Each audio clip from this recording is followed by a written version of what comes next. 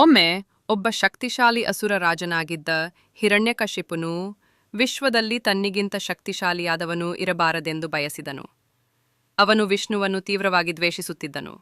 ಆದರೆ ಅವನ ಸ್ವಂತ ಮಗ ಪ್ರಹ್ಲಾದನು ಬಾಲ್ಯದಿಂದಲೇ ವಿಷ್ಣುವಿನ ಭಕ್ತನಾಗಿದ್ದನು.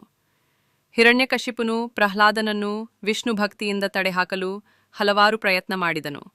ಅವನನ್ನು ಅರಣ್ಯಕ್ಕೆ ಬಿಸಾಡಿದನು, ನಾಗಗಳ ಗೂಡಿಗೆ ಹಾಕಿದನು, ಬೆಂಕಿಯಲ್ಲಿ ಸುಟ್ಟನು. ಆದರೆ ಪ್ರತಿ ಬಾರಿಯೂ ಪ್ರಹ್ಲಾದನು ವಿಷ್ಣುವಿನ ಭಕ್ತಿಯಲ್ಲಿ ಮಗಳುತ್ತಿದ್ದ ಮತ್ತು ದೇವರು ಅವನನ್ನು ರಕ್ಷಿಸುತ್ತಿದ್ದ. ಅಂತಿಮವಾಗಿ ಹಿರಣ್ಯಕಶಿಪುನು ಕೋಪದಿಂದ ಕೇಳಿದನು, ನಿನ್ನ ದೇವರು ಎಲ್ಲಿದ್ದಾನೆ? ಈ ತಂಬಿಯಲ್ಲಿದೆಯಾ? ಪ್ರಹ್ಲಾದನು ಶಾಂತವಾಗಿ ಉತ್ತರಿಸಿದನು, ಹೌದು, ದೇವರು ಎಲ್ಲೆಲ್ಲೂ ಇದ್ದಾನೆ. ಹಿರಣ್ಯಕಶಿಪುನು ತಂಬೆಯನ್ನು ಒಡೆದನು.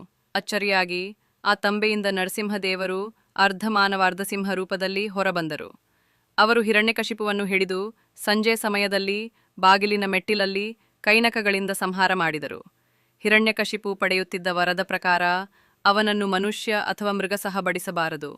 ಒಳಗಿಲ್ಲವೂ ಅಲ್ಲ, ಹೊರಗಿಲ್ಲವೂ ಅಲ್ಲ, ರಾತ್ರಿ ಅಥವಾ ಹಗಲು ಎರಡೂ ಅಲ್ಲ. ಇದನ್ನೆಲ್ಲ ನರಸಿಂಹ ರೂಪದಲ್ಲಿ ಪೂರ್ಣಗೊಳಿಸಿದರು.